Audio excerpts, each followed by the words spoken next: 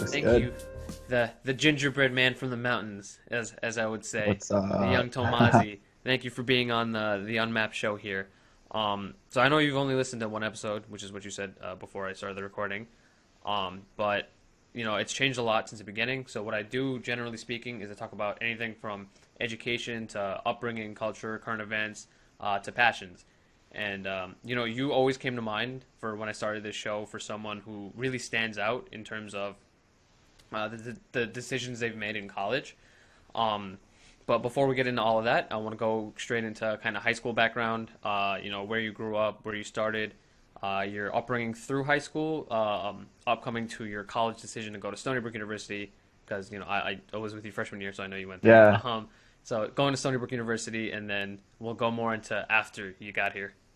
for sure, for sure. Yeah, I mean, growing up in New York, I mean, it was pretty typical suburban kind of Westchester County upbringing. Immigrant parents, kind of like I feel like everyone in Stony Brook has. Um, no, but my high school was good. I actually talking about Stony Brook. I mean, my high school was pretty plain Jane boring, but I didn't want to go to college, and going to Stony Brook was kind of like a last resort for me. My parents really wanted me to go to school. Um, and Stony Brook was just, it was close to home. It seemed like a good place to be. Um, and it wasn't even my choice. It was just like, all right, kid, like you're going to school. I'm like, all right, like sign me up, I guess.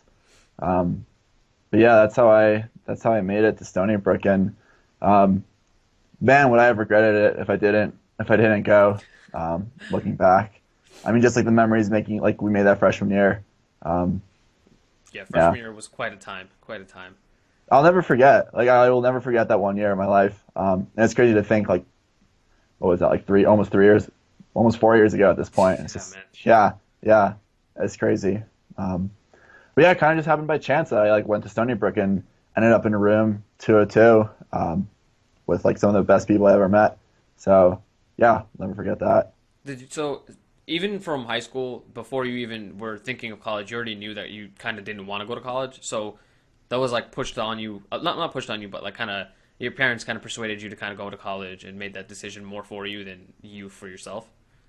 Pretty much, yeah. I mean, me and my parents, they both, typical rags to riches story, immigrating from Poland, and for them to hear that their son didn't want to go to college was kind of, I mean, that's like the last thing. That was almost worse than like hearing me like getting into, drugs or stuff like that. Because like the whole American dream thing, especially I feel like in immigrant families, is really pressed upon. I'm sure you know, Yeah. and a lot of our friends, yeah, yeah. Um,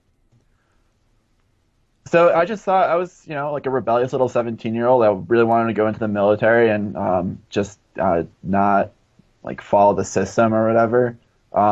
Which ironically, I feel like getting into the military would be the most like, you know, System you're based you're kind in of it, thing. yeah, Yeah. like you're in the system, like you're part of it. Yeah. So yeah, really didn't want to go, but it So was worth it. what did you want to do when you were senior year of high school, graduating, when everyone was kind of deciding on colleges and like doing all of that stuff? My big thing was like I did want to go into the military. Like I want to do something different. I want to do something cool, I guess. Um, but thinking back, I haven't thought about it for a while. But it seems like I thought it was better than college. Like I thought that anybody could get a 4-year degree. Um, I don't know. I almost just wanted to be different. Like everybody in my high school went to college. Like every single person that graduated high school went on to college. Um, and I just wanted to be different, I guess. So, That's um, interesting that you say that because I say this in a lot of the people, a lot of the recordings, and a lot of the times I've talked to people is that college and like getting an undergraduate degree has become just like the new like high school degree. Like it's the norm. oh yeah, As soon as you finish high school, you're 18. It's you go to college. It wasn't like that, just a couple of decades ago. Going to college was a no, privilege, like quite a privilege. yeah. And I don't think I think it's a great thing. And I think looking back at it, especially now that I'm kind of, finishing up with school, I think it's an experience everyone should have. If it's not for the academics, just for the people that you meet and the Right. experiences that you have and being on your own. And, I mean, even growing up in an hour north of New York City, we had, little to no diversity there. And being at, Stony Brook, where there's a lot of diversity, and just being experienced and exposed to different cultures. Even if I didn't learn a single thing in my classes, which I probably didn't, it was worth it. It was worth it just for that. So yeah, totally. Like it is like the new high school degree as a bachelor's degree, but um, I don't know what I would be without it, and I don't know what I So think a lot of people are missing out if they don't go through that. I actually have this discussion with my mom all the time, is because my little brother, he's starting high school now, so he's 14, Hmm. and he's gonna go to college. Like it's almost like destined that he's gonna go to college. And whenever we have the discussion about my little brother, they're like, oh, dorming was really expensive for me because they sent me out here, Hmm. but for him, they think that it's not worth it anymore. They think that he should commute or maybe go to a college that's closer by. But I always tell Right. him it's like I understand where you're coming from financially speaking, but Hmm. I even volunteer. I was like, if I can pay for him to go and dorm when he's that age, I 100% will. Yeah. Because I think dorming, that experience of finding so many people, connecting with them, Hmm. and just kind of absorbing so much information from so many different backgrounds, just completely changes who you are as a person. Absolutely. Yeah.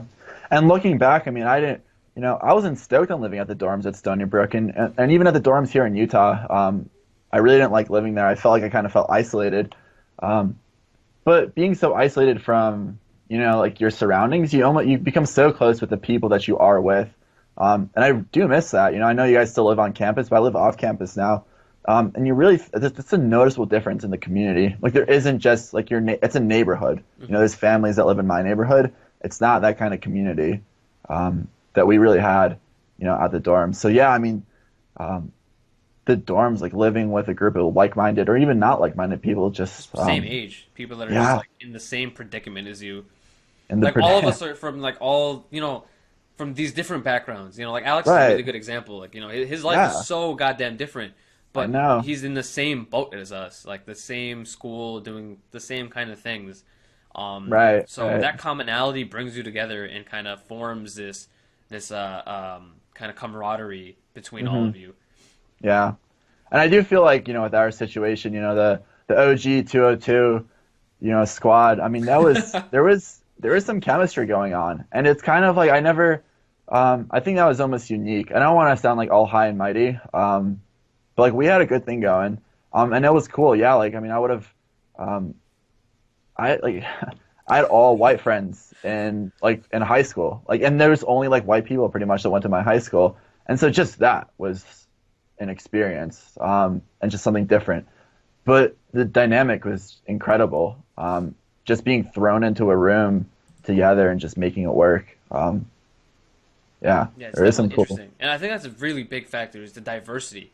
Because Hmm. I mean, outside of just backgrounds like ethnic diversity, a lot of people Yeah, don't get that ethnic diversity from even if you're like an hour out, like you're in Westchester, which is not very far from New York, you still right. don't get that diversity. And like Don't. Colby's another good example. Coming from Skinny Atlas, New York, they didn't Hmm. have much diversity. It was the very, very predominantly white majority high school that he went to, and I remember freshman year talking to him, Hmm. and like he like didn't like not as well. He just didn't know how to kind of go about talking to certain types of people. Like I could tell that he wasn't accustomed to it. Like, it's not like he was Hmm. bad at it or couldn't do it. He just wasn't used Yeah, to it.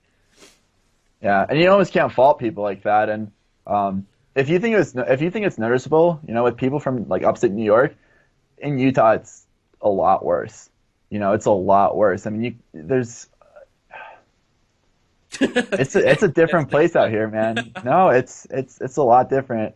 Um, my roommate, she's in Japan right now, Oh, that's awesome. but yeah, yeah. But she's super into the international affairs, and really into like the political scene. Um, and growing up in Park City here, which is kind of like the nicer spot in Utah, never even seen a Muslim person until she went to Morocco when she was like 19 years old, you know. And for someone to be that involved, but like never actually like physically like seen, Yeah, a yeah, Muslim person or like interacted, yeah, I was kind of just like, that's crazy, like that's absolutely ridiculous. But that's the yeah. reality in That's places actually like this. that's interesting you said that because one of the guests that I've had on this show, he has his own podcast. He's the president of USG and he runs a podcast called What Muslims Look Like. And his whole premise is that majority of people who have never met a Muslim person have the wrong idea of what a Muslim person looks like. And Yeah. the kind of message Hmm. he's trying to send across is that if you ever meet a Muslim person, you understand like they don't look like a particular anything. Like Right, if right. you just saw me, you wouldn't think I'm Muslim. Hmm. Like I'm just a normal person and I'm just brown. I just happen to also be Muslim. Like I'm just brown. yeah, Oh, you're like more than just brown, Imran. You're oh, more than just brown thanks, to me. man. Uh, But yeah, like he's trying to spread that message. And if you never encounter those people, people from those backgrounds, you're just not gonna understand hmm like what's out there unless hmm go out of your way to find it. Right. Yeah. The next thing I want to go into, and this is still before your transfer, is your major. So your choice of major. So you were, I think, electrical engineering when you were here. Mechanical. Mechanical engineering. That's what it Yeah. was. Yeah. And you did always have a knack for, or a kind of maybe a passion or kind of inkling towards mechanics, but not technically engineering. hmm So kind of why you chose that path, and then ultimately why you didn't want to keep going with it. hmm And so that pretty much goes back to me not wanting to go to school and having to decide on a major or at least a certain track to go on. Um, and being that in high school, I was pretty into, just kind of working on stuff. And that's what interested me the most, was kind of mechanics. It just seemed like a natural fit. And it was my parents that suggested, they're like, why don't you try out this mechanical engineering thing? That sounds kind of cool. Um, and I thought, yeah, like, sure, I'll give it a go. And then, coming into 202, where like, people are doing mechanical engineering, but their first semester, freshman, they're in Calc 3, and I'm not even in pre-calc. I'm like, all right, I'm in over my head. But yeah, it's just kind of, it sounded cool. It sounded like something I'd be into. Um, So but yeah, I did how, not realize how how much. immediate was it that you were like, I don't want to do this. Like this isn't for me. Um, Well, I think my first semester was pretty much just gen eds, but my second semester, when I just, I remember taking physics one and calc one, Hmm. and just I'm like, even if I try to pass these again, like it's not, if I can't get through this, like I can't do it, Right. and I was okay with that. I think no. I think that's a important decision to make early on in your college career because there are a lot Hmm. of people that'll commit and like grind through it and forcibly learn all of this material, and then at the end of it, it's like I still hate this. Like, now what? Right? What Yeah. am I going to do with this? And now they're in this position where they have a degree they don't really want to use, gotten all these skills that they didn't really want, and now they're not sure what they're going to do with it. Hmm. Um, so I think it's better to make that decision earlier on in your career and then change it later on so you can actually go, even if it takes longer. Because who did I talk to? I talked to my friend who goes to St. John's and he switched, or I think he changed his path from law to psychology, I believe. But Oh, he's cool. going to take him an extra year from what I can tell, from what I remember. And even if it's going to take him an extra year, like it's better than completing all 4 years, then you lost four instead of the one. Hmm. Yeah. Yeah. Yeah. I mean, yeah, that was just not for me, and that happens. And how are you supposed to know? I mean, high school is so limited in terms of what they teach you. Like, how are you supposed to know what you're Yeah. going to study as an undergrad? So, yeah, I got out of that as soon as I can. No looking back, no No, regrets. that's awesome. So actually, it's a good segue to the next question is on decision making for your decision to leave Stony Brook. I was talking to Alex earlier today. We were playing Fortnite, and that's why I was actually late to get on Skype. But That sounds reasonable. I haven't played Fortnite, but that's like seems like a pretty reasonable excuse yeah, to be dude, late to anything. everyone's on that game. Yeah, It reminds me of the Call of Duty days. But I was yeah. talking to him, and I was like, Tomas is like that. That one girl that they tell you about, the one that got away. That's the one. Well, But that's nice to hear. soon after freshman year, and you made the decision. You're like, I want to go out to Utah. I want to, go across a country Hmm. and just do something completely different. That's Hmm. a big decision, especially. I mean, I'm assuming you were still 18 at the time, Hmm. or like 19 at the max. I was 18. Yeah. Yeah, so you're still 18. So like, that's a huge decision to be like, all right, like I went to this school for 1 year. Just let me drop everything. And let me just move. Hmm. And then on top of that, I know this because we've talked before. Is you did residency there, and you're Hmm. living out there, and you're doing all Yeah. these things. And I think, and that's gonna go into another part of this is after you moved out is like how you kind of pursued all your passions and such. But Hmm. first things first is how you made that decision to leave Stony Brook and then move all the way to Utah. Hmm. Yeah. I almost want to say I had nothing to lose. I wasn't And that's not to say that the connections I made didn't mean anything to me, because every time I go back home, like I always try to make a point to see you guys, because that's just such an important part um, of New York to me. Is the friends I made at Stony Brook. But just at the time, like the major wasn't clicking. I still was kind of salty about being forced to go to school. Um, and I mean, Long Island just like it wasn't the place for me, right? I mean, there wasn't, I was part of the sailing team. That was kind of one of my passions, but I wasn't really even that I wasn't that into. And it was kind of tough to pursue the things that I wanted to do where I was. Hmm. Um, so yeah, I really just felt like, I didn't have much to lose, and I had a lot to gain from a completely different experience. And it was Luciano actually, who I remember he was trying to do that same program. And just seeing somebody else do it, seeing somebody else go through the motions and try to do this thing, I'm like, oh, that seems kind of cool. Hmm. Like, I'll try it. Um, so Okay. it wasn't that thought out, really. I just, I like, I like skiing, and they had skiing in Utah. I'm like, no, hell, like, I'll give it a go. It was really a simple kind of decision-making process, if you will. I think that simplicity, though, even though it sounds like it's, um, like not thought out or didn't have as much kind of, checks and balances in it, it's still a Hmm. decision that a lot of people are scared to make. It's like, Hmm. when you feel something, you won't 100% know why you feel that way, but if you feel something, that there's some part of you that wants to do it. And I think Right. acting on that is really important because I know for a fact you don't regret that decision of going out to Utah. Man, No. every time I see a snap, like a snap or an Instagram story of you like skiing or hiking or being on the mountains or biking, all of this stuff, I was like, Hmm. that's Tomasz being Tomazi. Like Yeah. it just makes sense. Yeah. Yeah, Also, no, it's, quick side note is that yeah, how you're on the sailing team freshman year.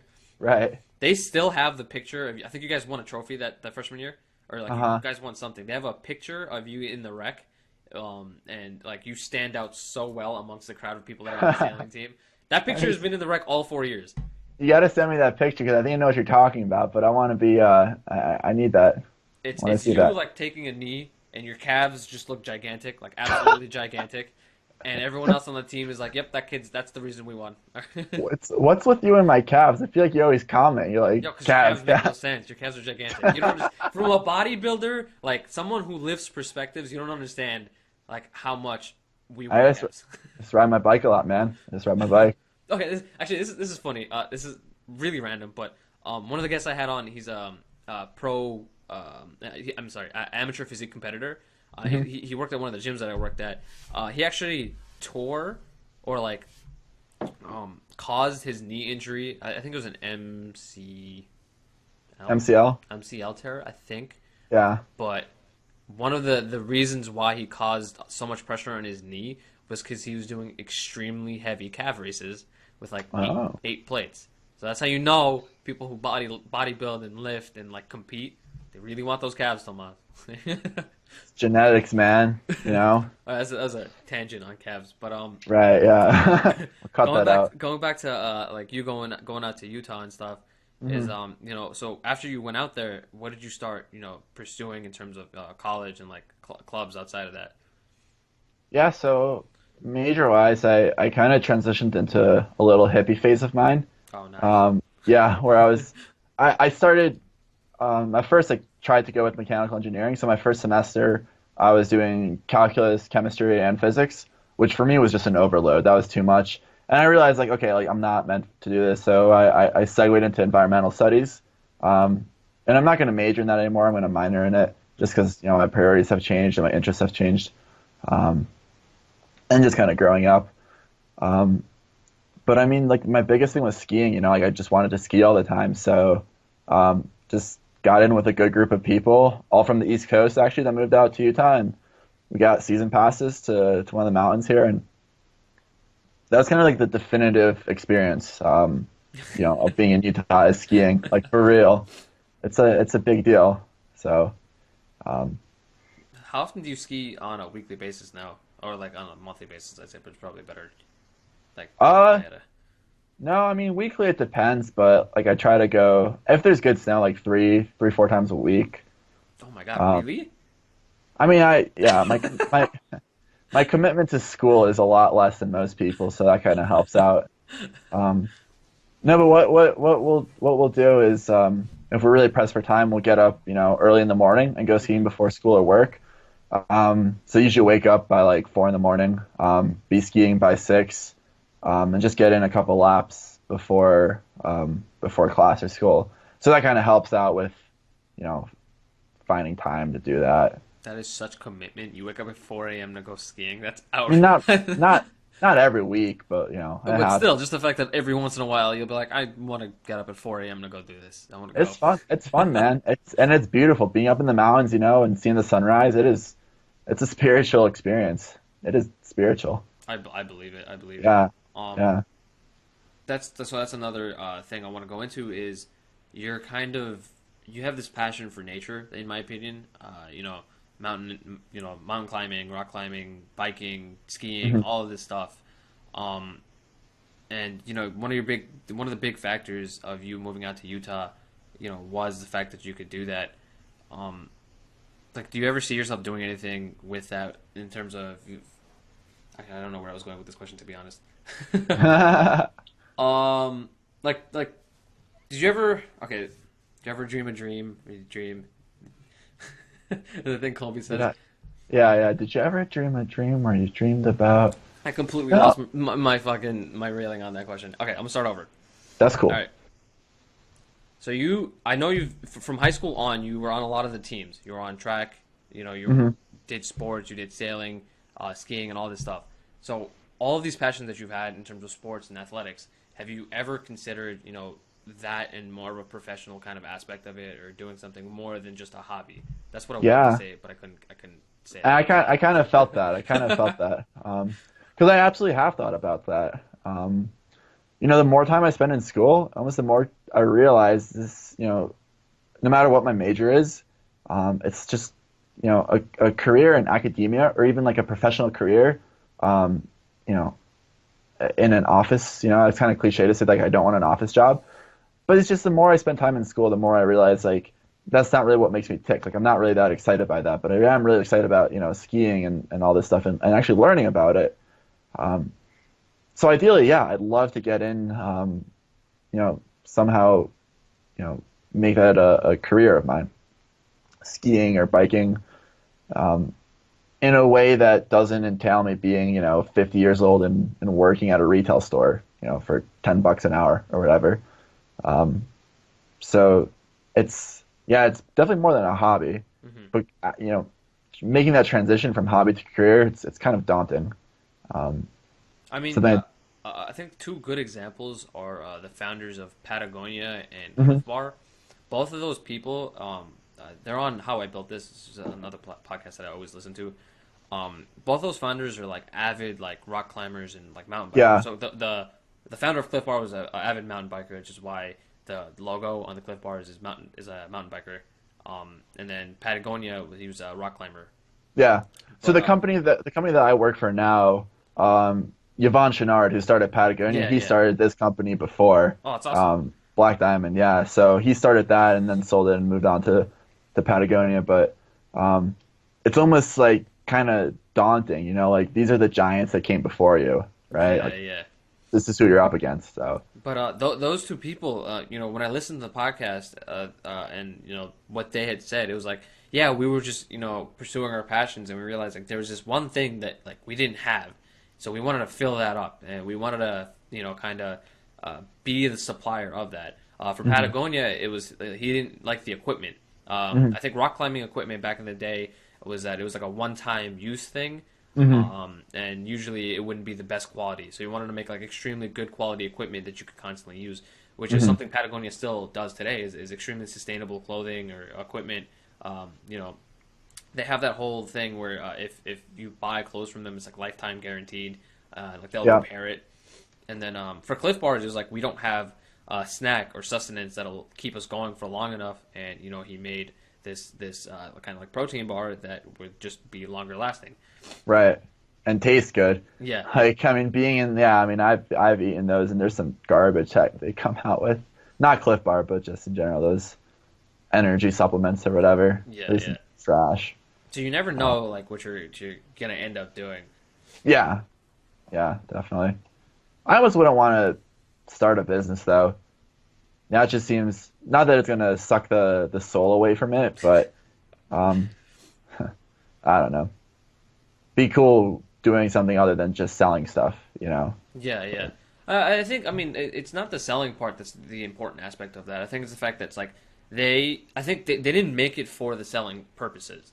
I think Hmm. the reason that they made it was like, oh, like this is something we need. This is something Hmm. we want for Right, when right. we pursue our hobbies or activities. So you never know. You Yeah. might find something while you're up skiing at like 4 or 5 a.m. being like, well, I think I need this, and you just make it.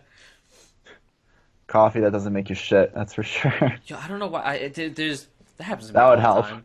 That would help a lot. That would 100% help a lot. Yeah, that'd be great. I'm not a chemist, so I can't. I'll wait for somebody. Um, no, it's actually listening to a different podcast that Yvon Chouinard talks about founding Patagonia.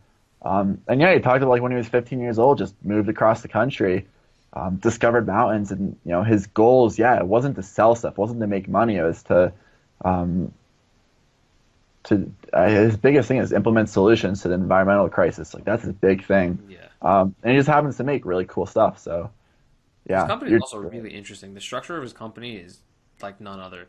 I think it's like 70% female, and they have like on job site daycare and like just a lot of resources that most companies just do not have. So it's really thinking outside the box, like new age kind of companies, and I think those companies are the ones that are thriving a lot more in today's like society. seems like it. Yeah, yeah. Um, so going outside of school, going outside of passions, and all of that stuff, like what do you see your? Oh, actually, wait. Yeah. Before I ask this, I want to ask about the residency. I'm kind Mhm. of like off today with my questions. All good, man. It's all So good. you did a year residency after Yeah. getting to Utah. You took a gap year after you got Hmm. there. Um, Yep. so the decision behind that and why you went through with it. Hmm.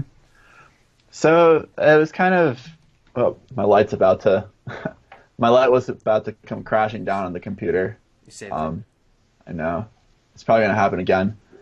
Um, so deciding to stay out here, I knew there was an option, to live out in Utah for a year and get residency. So you'd be paying in-state tuition, which everyone knows, no secret, it's substantially less.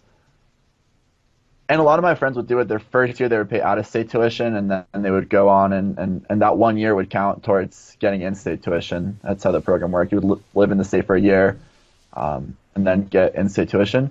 The problem with me was I was on that student exchange, and it's not meant to be a transfer program. Like the way it works is like you're supposed to go back to Stony Brook, or your original school. Yeah, yeah. And I just wasn't having that. I'm like I was in too deep, if you will. Like I kind of made a life for myself out here, so it would really hurt to give that up. And I'd be going back to pursue a degree and then just move right back out here. So I'm like, why would I do that? Why would I just go back for 3 years or 2 years just to move back out again? Like that makes no sense. Right. Um, and so the only feasible way of me staying out here was to take a year off from school, um, and just physically be present in the state of Utah. Like that was the one requirement, which I did. I went home for the summer and then came back to Utah and just worked for the whole year. And that was enough to get me to become a resident of Utah. Um, got my, You have a residency, like I card was, of I, sorts. yeah, I'm in deep. I got a Utah driver's license. Like I'm Ooh. legit. Um, but yeah, that was my choice was to go back to Stony or go back to New York or stay out here. Even though that meant not going to school for a year and just working. So that's what I chose to do. Which is also a good experience, just Right. working for a year. Um, Where did you work? You worked at crap. What was it? I don't remember. so it's the same company that I work at now, but I worked for the whole year I worked in their factory. So Oh, okay. Okay. I was making their climbing equipment, Okay. Cool. Cool. and yeah, that was It's, not cool. It was uh, not. I'm assuming, but I think it's interesting that a lot of the positions you ended up in had some affiliation more towards like your kind of hobbies than it did Yeah, school. So I think that's just like a natural inclination that you had. yeah. I almost haven't thought about that, but you're totally right. Like I'm not choosing these programs based on, how how much they'll suit my career goals. It's, Yeah, you're like oh, this this is is this is 40 minutes away from the mountains. Like I'm yeah, going there. exactly. Hmm. But I think it's just a natural inclination because of what you do. Um, Right. yeah. So the last thing I always ask on this is kind of what you see yourself doing in the upcoming year. Um, kind of if you have for you in particular, it would be like if you've ever felt a regret for like the decision that you've made, or kind of how you made that decision making process, Hmm. and kind of where you see yourself going in the upcoming months, or short term versus long term, Hmm. because you're also are you graduating this? Actually, I don't even know. Are you graduating this No, I year? still have a No, year to so go. you're I left still just have with at the least a year to residency. go because of that gap year. Yeah, Yeah. yeah. So like for the next year, I'd say for you in particular, it'd be like after that year, after you graduate, like you know, and again, this is a difficult question to answer, so it'd be like general. It's like where do you see yourself driving towards? Luciano yesterday says he Yeah. long term he wants to be a airline pilot, airplane or airline pilot of some sorts. Right. That flies airplanes. Yeah, yeah, One of those. that guy. Right. Uh, yeah. Well, that's cool. I didn't know that. Um, Man, I couldn't tell you long term. Like I couldn't tell you, and that uncertainty has kind of been getting at me. But I've learned to embrace it, and it's almost cliche to say that like everything works itself out, but it truly does. If you have some sort of drive, some sort of passion, some sort of um, abilities or skills that you can translate, into your future, stuff does work itself out. Um, I really couldn't tell you what I'm going to do like 2 years from now in terms of your career. Um, it just kind of depends. If I find some opportunities, I always wanted to travel for an extended period of time. Um, not just like a month or so, like live somewhere, crazy for a year. Um, long term, like that would be a great option, but um, I don't know. And it's kind of that uncertainty, like it kind of motivates me, if you will. To Basically, kind of to find something, to find that thing that makes me click. right, right. So You're yeah, basically kind of selling my show for me right now because that's it's the whole premise of everything I'm doing. Unmapped, yeah, yeah. I I'll didn't be pay the him, I model swear. for Unmapped, yeah. Yes. So yeah, I definitely. I'm not. Yeah, I'm not gonna say uncertain anymore. I'm gonna say I'm unmapped. Hey. I'm gonna say I'm unmapped. All right, Um, and then the last thing I always, like my guests to do is if you could, give one piece of advice, and I guess you kind of already went through this, is, what would you tell younger you, or like, what would you want to tell viewers or people who like watch this, and who are younger or are just as confused or more confused than we are. Listen to your mom. Listen to your mother. And I. That's a So that's good the one. that's the first thing that came to my mind, and it might be a little. I don't mean that like I mean that a little bit as a joke, but almost, when I first moved out, when I first started living on my own, when I started working, I took my gap year. Almost every day I remembered something my mom taught me, or like, oh, mom was right, like she said this, and um, just maybe 17-year-old you doesn't know everything about the world, and the people that came before you that know you, almost better than you know yourself. Um, Listen to them, because if I can go back to like when I was 17, kind of thought I knew it all.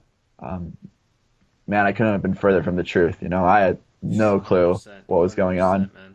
Um, yeah, just almost every day I was learning. I was, not calling my mom, but thinking about like, oh man, mom was right. So, um, but just kind of being willing to admit that you were wrong, and not being stubborn, if you Yeah, will. yeah. Being open to change. I think that prevented me a lot as a high schooler from really progressing, was my, stubbornness and unwillingness to change my viewpoints. So, I think that's a um, really important. That's a really important because honestly, the key thing that you said is when it comes to your mom, like they've seen you grow, from hmm. birth to however old you are, so they see and know the way you behave better than you do because they've Absolutely. seen it the entire time. So Yeah. that's a key takeaway. Yeah, and they can draw similarities to, for you it might be a completely new experience, but they can see when something's just a fad, when something's just a phase for you. Whereas like you're all in it, you know, they kind of see the big picture a lot more than you 100%, do. So, 100%. All yeah. right, man. Thank you for being on the show here. Yeah, it's great to be here. Yeah, no, I'm really happy. I'm gonna catch up with you as soon as this recording's done. All right. For anyone that saw the podcast, listen to the podcast, listen to your mom. You you never know what's happening. Uncertainty is okay, and kind of go with the flow. Just go to Utah, start skiing at 5 in the morning. You never know what's gonna happen. I'll get you in a good place here, guys. Come through. And on that note, peace out, guys. Thanks for listening. Later.